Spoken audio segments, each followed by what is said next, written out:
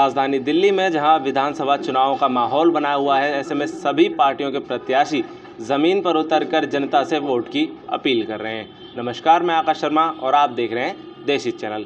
इस समय हमारे साथ मौजूद हैं दो प्रत्याशी राष्ट्रीय बहुजन कांग्रेस पार्टी के। एक हैं हरिराम दायमा जी जो कि बदरपुर विधानसभा से चुनाव लड़ रहे हैं, तो वहीं दूसरी ओर खुर्शीद जी जो कि तुगलकाबाद विधानसभा से चुनाव लड़ने जा रहे हैं।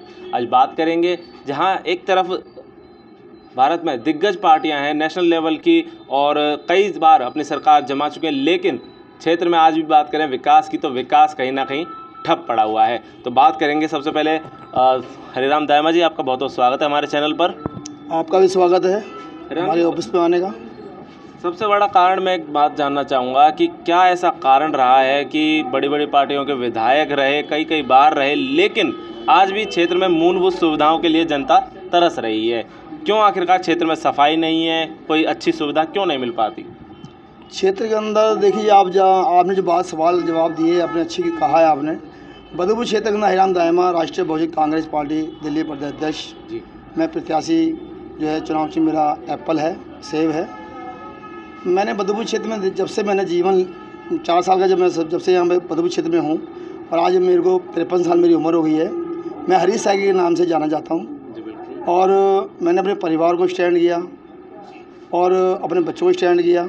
अब जो नेता लोग आते थे वोट मांगते आज उन्होंने 35 साल हो गए, मगर विकास तो कोई दिखाई दे नहीं रहा। तो मैंने देखा जब विकास नहीं हो रहा है तो हरिराम दायमा की पहचान थी बदरपुर क्षेत्र के अंदर। तो लोग आते थे मेरे पास कि भाई जी यहाँ पे कोई काम होता नहीं है, परेशान है बच्चे, रोड जाम है, रोड टूटी हुई हैं, सड़कें हैं, जब बारिश आती है नाले भर जाते हैं, लोग घर में पानी हो जाते हैं, सीवर के जो है इन्होंने सीवर नहीं है यहाँ पे, तो लोग रोड में पानी गंदगियाँ बहुत थी यहाँ पे, तो खड्डे भरे जा रहे हैं, कभी गंदगियाँ हो रही हैं, बहुत परेशान है कि नरक का जीवन यहाँ बदरपुर क्षेत्र जी रहा है। तो हमने देखा कि भाई हरिराम दायमा जी आप निकलें और चुनावी तैयारी करें। हालांकि मैं पहले चुनाव आम आदमी पार्टी में रहा 13 साल। मैंने इन नेताओं को देखा, मैंने बीजेपी में देखा, मैंने मतलब सब नेताओं को देखा मैंने, खाली ये रोटी सेकते हैं और बदरपुर क्षेत्र की जो जीवन है वो नरक बना रखा है। तो मैं इस नरक में नहीं जीना चाहता। मैं चाहता हूँ कि बदरपुर के अंदर मेरे समाज के आदमी, सर्व समाज के आदमी के लिए मैं कुछ करना चाहता हूँ। क्षेत्र की जनता से हमें पता चला कि बदरपुर में अब तक 2 ही नेताओं का कार्यकाल रहा है और वो नहीं चाहेंगे कि कोई तीसरा व्यक्ति सत्ता में आए और उनकी सत्ता छिन जाए। तो इसके लिए क्या कहना चाहेंगे? मतलब कि मैं अपनी जनता से हाथ जोड़ के प्रार्थना करना चाहता हूँ, बदरपुर विधानसभा 53 की जनता से, कि इन दिग्गज नेताओं से खाली एक डर रहा है कि ये 35 साल की राज इन्होंने किया है, तो इनके सामने इसलिए नहीं आते कि लोग डरे हुए हैं इनसे, और प्लस समाज के आदमी भी इनका साथ देते हैं, सर्व समाज भी साथ दे रहा है इनका। क्यों दे रहा है? कि इनके नज़र में कोई तीसरा चेहरा नहीं आया। तो क्या मानते हैं इस बार आप विकल्प बनकर उतरे हैं? विकल्प आप खुद भी देख रहे हैं, आप चैनल के माध्यम से आप खुद देखते हैं। आज जब मैं अगर जाता हूँ तो लोगों को तीसरा चेहरा नज़र आया है, और वो नज़र ऐसा आया है कि उसने अपने परिवार का, अपने बच्चों का पाल पोषण किया है और समाज में नाम कमाया है। कहते हैं ना, आँखों में से आंसू मैंने लोगों के पूछे हैं और मैंने बहन बेटियों में सहयोग दिया है हर चीज़ का। मैंने समाज के अंदर हर चीज़ में सहयोग दिया है मैंने। अगर आधी रात को किसी ने फ़ोन किया है 3 बजे कि दायमा साहब ये हो गया है, मैं वहाँ पहुँचा हूँ, मैं हर काम में पहुँचा हूँ। और आज मेरे को ऊपर वाले ने मेरे को फल दिया है। कहते हैं कर्म की इच्छा कर, फल की इच्छा मत कर। तो आज मेरे को फल मिल गया है। इससे बड़ी खुशी की बात क्या है? अब ये फल बदरपुर का एक मिठास है, ये फल एक भोले का प्रसाद है। इस मिठास को आपको रखना है। अगर आपने ये मिठास बदरपुर के अंदर आपने पा लिया तो बदरपुर क्षेत्र जनता पूरे मिठास में रहेगी। आने वाली जो पीढ़ी है वो भी मिठास में रहेगी। आप जानते हैं कि क्षेत्र में इन लोगों ने कोई काम नहीं किया है। अब आपको मैं सुना देता हूँ कि इन्होंने क्या काम किए हैं। इन्होंने काम दिया है, इन्होंने एक नशा दिया है क्षेत्र के अंदर, नशाखोरी, जो 50% जो है हमारे बच्चे युवा पीढ़ी है वो नशे में चले गए हैं। दूसरा दिया है जाम की समस्या, जो जाम हर जगह जाम मिलता है। 2 घंटे इन्हें ड्यूटी, हमारी जो जनता है 2 घंटे वहाँ टाइम लगाती है जाम के अंदर।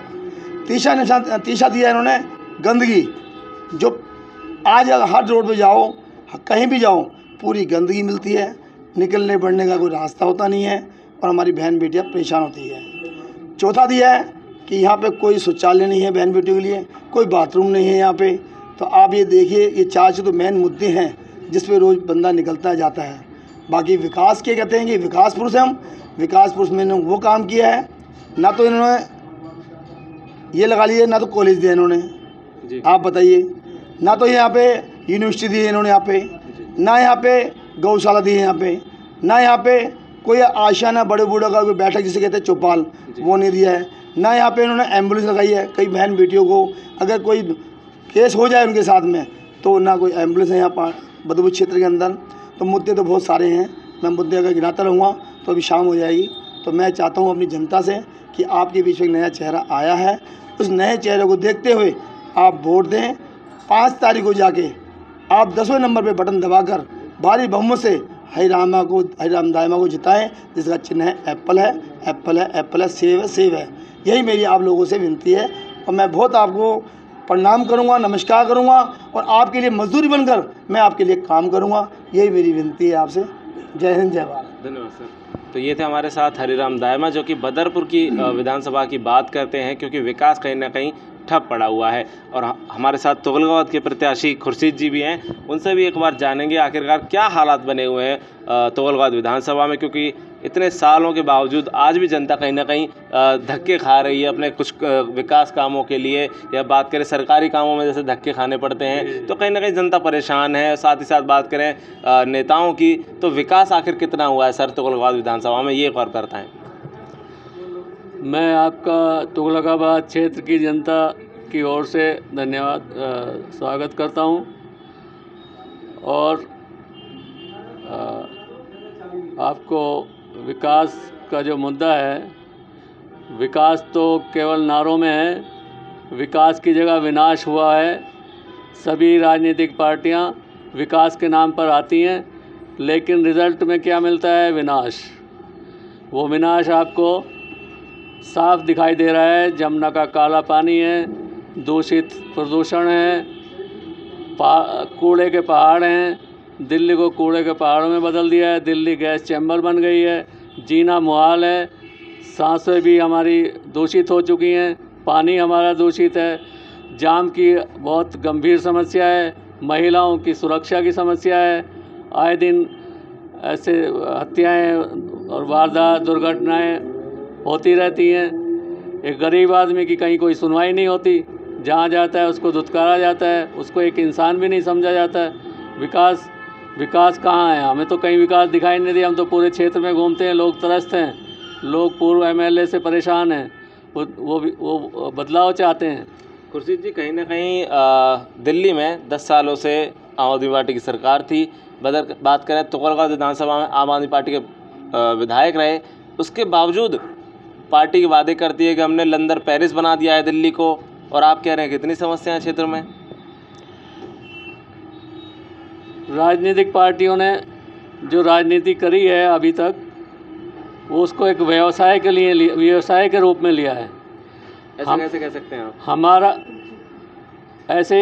हमारा जो उद्देश्य है वो सेवा भाव है। हम व्यवसाय करने नहीं आए, हम जनता की सेवा करने के लिए आए हैं। मैं ऐसा इसलिए कह सकता हूँ कि मैंने हर गली मोहल्ले में ये पैदल तुगलकाबाद की जनता से मिला हूँ, व्यक्तिगत रूप से मिला हूँ, उनकी परेशानियों को देखा है। टूटी नालियाँ, सीवर, पानी बह रहा है, सीवर जाम है, हर तरह से परेशानी, गंदगी के ढेर लगे हुए हैं, कोई सुविधा नहीं, कोई मेडिकल की डिस्पेंसरी की सुविधा नहीं है, लोग हर तरह से परेशान हैं। एक तरफ जहाँ पता नहीं इतनी क्षेत्र में इतनी समस्याएं बनी हुई हैं, वहीं दूसरी ओर प्रत्याशी आज भी लाखों रुपए खर्च कर प्रचार प्रसार कर रहे हैं, आज भी जनता के बीच वोट मांगने की हिम्मत कर रहे हैं। आखिर कैसे? अन्ना हजारे जी ने कहा था कि आज की राजनीति और राजनीतिज्ञ क्या करते हैं? पैसे से सत्ता और सत्ता से पैसा। तो उसी के परिणाम है कि जिस तरह से लोग इलेक्शन में किस तरह से पैसा बहाते हैं, किस तरह से वोट बटोरते हैं, लोगों को धोखे में रखते हैं, झूठे वादे करते हैं, जीतने के बाद वो साहब बन जाते हैं, कभी मुड़ के देखते नहीं जनता के पीछे जिसने हमें जिताया है। उनके दर पे जाओ तो मिलने से मना कर देते हैं। कहीं विकास तो होता है तो फिर इतना पैसा बहाने की ज़रूरत क्या थी। लोग अपने आप वोट देते हैं जिसको अगर विकास किया होता है तो। तुगलकाबाद के जो व्यापारी हैं उनके अंदर एक कहीं ना कहीं दर्द है वसूली का, वसूली जो कि एक कुछ नुमाइंदे करते हैं। क्या लगता है आपको वो किसके सरपरस्त हैं, किसका हाथ है उनके ऊपर, और आखिर क्यों ये चीज़ होती है जो किसी आम व्यापारी चाहे वो रेडी से लेकर तो किसी दुकानदार भी हो वो भी कहीं ना कहीं परेशान है इस वसूली से।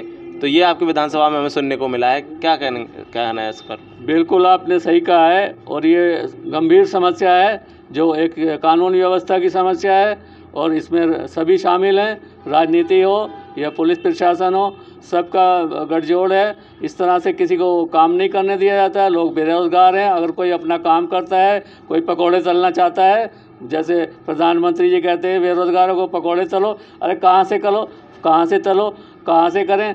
जब हमसे वसूली की जाती है, हफ्ता लिया जाता है तो वो उनको हफ्ता देगा या अपना पेट भरेगा। जहाँ एक तरफ पुराने धुरंधर हैं तुगलकाबाद विधानसभा में जो कि लाखों रुपए खर्च करते हैं, दबंगई करते हैं, उसके बावजूद आप एक आम आदमी होकर जनता के बीच कैसे जनता के दिल में अपनी जगह बनाएंगे? हम जनता के बीच जा रहे हैं। जनता हमें अप्रत्याशित रूप से हमारा समर्थन कर रही है। हम सोच भी नहीं सकते थे। हमारे राष्ट्रीय अध्यक्ष डॉक्टर SR शरण जी की सब प्रशंसा कर रहे हैं, सब उनको जानते हैं, उनकी सेवा से प्रभावित हैं। उसका लाभ हमें मिल रहा है और हमें पूरा विश्वास है 5 तारीख को तुगलकाबाद की जनता बाल्टी के निशान का बटन दबाएगी और हमें विजयी बनाएगी और 8 तारीख को हम आपको विधायक के रूप में आपसे इंटरव्यू करेंगे। चलिए, बहुत बहुत धन्यवाद आपका।